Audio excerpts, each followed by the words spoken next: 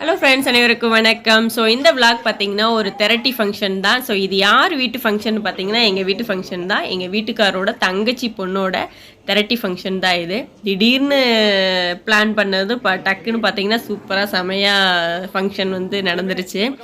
நாங்கள் ஊரில் இங்கே நாக்பூரில் இருக்கும்போதே பொண்ணு வந்து பெரிய பொண்ணாயிட்டா. கூப்பிட்டு சொன்னாங்க, இந்த மாதிரி கரெக்டாக அந்த டைமில் எங்களால் போக முடியல. சரி, அப்புறம் பார்த்தோம் கரெக்டாக ஊருக்கு போகிற டைம்லேயே ஃபங்க்ஷன் வச்சுட்டா கொஞ்சம் ஈஸியாக இருக்கும், டக்குன்னு அந்த வேலை முடிஞ்சிடும் அப்படிங்கிற மாதிரி பிளான் பண்ணோம்.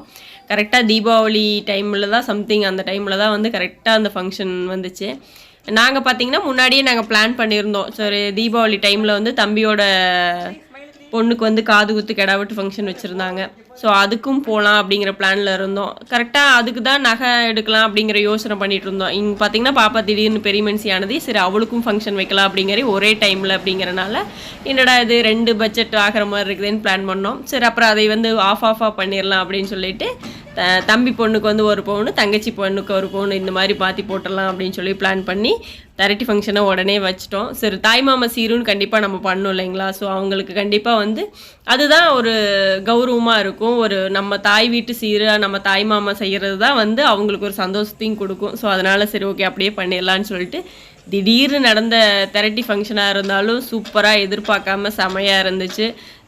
சீர்தட்டு வரிசையெல்லாம் வச்சு. ஸோ பார்த்திங்கன்னா விநாயகர் கோயிலில் முன்னாடி மண்டபத்துக்கு முன்னாடி சின்னதாக விநாயகர் கோயிலில் தட்டெல்லாம் வைக்கணும். ஏன்னா கம்பல்சரி வந்து தெரட்டி ஃபங்க்ஷன்னாலே வந்து விநாயகர் கோயிலுக்கு சீர்தட்டு எடுத்துகிட்டு போய் திரும்பவும் வந்து வச்சாதான் அது வந்து உண்மையிலேயே தெரட்டி வந்து ஃபினிஷ் ஆகும். நிறைய பேர் என்ன பண்ணுவாங்கன்னா தெரட்டி ஆல்மோஸ்ட் தெரட்டி எல்லாமே பண்ணிடுற மாதிரி பண்ணுவாங்க, விநாயகர் கோயிலுக்கு மட்டும் தட்டு எடுத்துகிட்டு போகாமல் போயிடுவாங்க.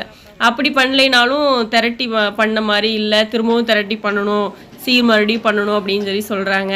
இப்போ பார்த்தீங்கன்னா சீர்தட்டு வரிசை எல்லாம் விநாயகர் கோயிலுக்கு எடுத்துகிட்டு போயிட்டு திரும்பவும் மறுபடியும் வந்து மண்டபத்துக்கு மேலே கொண்டு போகிறோம். இது பார்த்திங்கன்னா ஒரு ஹால் மாதிரி, அங்கேயே கீழே வந்து சாப்பிட்ற மாதிரி, மேலே வந்து ஃபங்க்ஷன் மேலே பண்ணுற மாதிரி ஒரு மண்டபம், சின்ன மண்டபம். எங்களுக்கு ஏற்ற மாதிரி பட்ஜெட்டுக்குள்ளே இருந்துச்சு. மண்டபம் சூப்பராக தான் இருந்தது, ஒன்றும் பிரச்சனை இல்லை. சூப்பராக நல்லாவே ஃபங்க்ஷன் எதிர்பார்க்காத அளவுக்கு நல்லா. ஏன்னா நாங்கள் ரொம்ப சிம்பிளாக, எந்த அளவுக்கு சிம்பிளாக நல்லா பண்ணணும் திடீர்னு பண்ணுறோம். ஸோ எல்லாமே கொஞ்சம் ஆல்மோஸ்ட் எல்லாம் பார்த்து பண்ணணும் அப்படின்னு யோசிச்சு பண்ணணும்.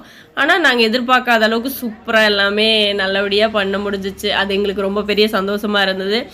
எல்லா உறமுறைங்களை எல்லாத்தையுமே அழைச்சி நல்லா, அத்தைக்கு ரொம்ப சந்தோஷம். ஸோ அவங்க பொண்ணு திரட்டி வந்து நல்லா டக்குன்னு சூப்பராக டக்குன்னு நினச்ச மாதிரி அமைஞ்சது வந்து அவங்களுக்கு ஒரு சந்தோஷமாக இருந்துச்சு. ஸோ எல்லாருமே வந்தது. அப்புறம் அம்மா அப்பாவும் வந்திருந்தாங்க. கரெக்டாக அந்த டைமில் எங்கள் வீட்டில் வந்து குடும்பம் ப்ராப்ளம் அப்படிங்கிற மாதிரி நிறைய போயிட்டு இருந்துச்சு. இருந்தாலும் கொஞ்சம் சரியாகி அம்மாவும் விசேஷத்துக்கெல்லாம் வந்தது வந்து ரொம்ப சந்தோஷமாக இருந்தது. அன்றைக்கி பார்த்திங்கன்னா ஃபுல்லாக ஒரு 2 டேஸ் அந்த தெரட்டி ஃபங்க்ஷன் வேலை வந்து செம்மையாக போயிட்டு இருந்ததுங்க. அது எடுக்கணும், இது பண்ணணும், அது வாங்கணும், இது வாங்கணும். நாங்கள் ஊர்லேருந்து வந்ததுலேருந்து பர்ச்சேஸ் கரெக்டாக இருந்தது. பொண்ணுக்கு ஒரு சாரீ எடுக்கிறது, பொண்ணுக்கு சாரீ இது ப்ளவுஸ் இது பண்ணுறது, நம்ம என்னென்ன வாங்கணும். ஏன்னா ஃபங்க்ஷன், ஏன்னா தங்கச்சி வந்து அவங்க பார்த்து செய்யக்கூடியது எதுவும் பண்ண மாட்டாங்க, நம்ம தான் பார்த்து பண்ணணும்னு. கிட்டத்தட்ட பார்த்திங்கன்னா என் பொண்ணுக்கு ஒரு தெரட்டி ஃபங்க்ஷன் நம்ம வச்சோம்னா எப்படி பார்த்து நம்ம செய்வோமோ அதே சேம் இதுதான் எங்கள் வீட்டுக்காரோட தங்கச்சி பொண்ணுக்கு தெரட்டிக்கு. பார்த்திங்கன்னா அவங்க தங்கச்சி பொண்ணு தெரட்டி மாதிரிலாம் ஃபீல் ஆகலை. அது நம்ம பொண்ணுக்கு தெரட்டினா நம்ம என்னென்ன பண்ணுவோம் அதையெல்லாம் பார்த்து செய்யணும் இல்லைங்களா? ஸோ வந்தவங்களை கெஸ்ட்டையும் பார்க்கணும், என்னென்ன வேணும், எதுவும் குறை இருக்கக்கூடாது, எல்லாமே வந்து நல்லா செய்யணும் அப்படிங்கிற ஒரு இதில் எந்த ஒரு மெயினாக ஒரு கவலை என்னென்னா யாரும் எதுவும் சொல்லிடக்கூடாது, என்னடா பண்ணியிருக்காங்க அப்படின்னு யாரும் சொல்லிடக்கூடாது அப்படிங்கிற மாதிரி நிறைய பார்த்து பண்ணதாக இருந்துச்சு. மனைக்கு வந்து பொண்ணை கூப்பிட்டுட்டு வக்கீல கொண்டு வந்து இது பண்ணும்போது வந்து மாமங்கொட்டை வந்து இப்படி உட்காந்து சீட்டு வந்து அவங்க வந்து விடமாட்டாங்க, சீர் செய்கிறதுக்கு விடமாட்டாங்க அப்படிங்கிற மாதிரி பண்ணணும்னு சொன்னாங்க. அதுக்கு வந்து முறைக்கு வந்து என் பையன், என் மச்சாண்டார் பையன் அவங்கெல்லாம் வந்து கரெக்டாக பொண்ணை அழைச்சிட்டு வரும்போது, அதாவது தெரட்டிக்கு சீர் வந்து உட்கார வைக்கும் போது அவங்க வந்து இல்லை நான் வந்து உட்கார்றேன், அதாவது என்ன சொல்ல, பொண்ணை கொடுப்பீங்களா கொடுக்க மாட்டேங்க, ஏதோ சம்திங் அந்த இது என்னவோ பண்ணினாங்க. நான் கரெக்டாக அதை கவனிக்க டைம் இல்லை. அந்த மாதிரி பண்ணி விளையாண்டுட்டு இருந்தாங்க. அதுக்கப்புறம் பார்த்திங்கன்னா எல்லா ஃபங்க்ஷன் பாப்பாவெல்லாம் கொஞ்சம் ரெடி பண்ணி, என்ன கொஞ்சம் ஒரு மன வருத்தம்னா சாரீ மட்டும் அவளுக்கு ஏற்ற மாதிரி செலக்ட் பண்ணலையோன்னு எனக்கு ஒரு ஃபீலு. ஏன்னா நான் அவளை கூட்டிகிட்டு போய் தான் சாரீ எடுத்தேன். ஆனாலும் அந்த செகண்டில் அந்த டைமு பார்க்கும்போது எனக்கு அந்த கலர் ஓகேன்னு தோணுச்சு. ஆனால் ரெடி பண்ணி பார்க்கும்போது பார்த்தா இன்னும் கொஞ்சம் பெட்டராக அவளுக்கு ஏற்ற மாதிரி எடுத்துருக்கலாமோ அப்படின்ட்டு கொஞ்சம் ஃபீல் ஆச்சு.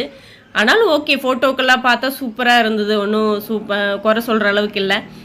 இது வந்து மாமா வந்து அவங்களோட முறைக்கு அவங்க மாலை போட்டு மனையில் உட்கார வைக்கிறாங்க. தெரட்டி ஃபங்க்ஷன் சூப்பராக இருந்துச்சுங்க. இன்னும் நிறையா வீடியோ கிளிப் போட்டு நல்லா எடுக்கணும் அப்படின்னு நினச்சேன். பட் நான் அந்த ஃபங்க்ஷனில் ரொம்ப டீப்பாக அதை பார்த்துட்டு இருந்தனால கரெக்டாக எடுக்க முடியல. ஓகே ஃப்ரெண்ட்ஸ், எங்களோட ஃபங்க்ஷன் எப்படி இருக்குங்கிறத கமெண்ட் பண்ணுங்கள். தேங்க்யூ.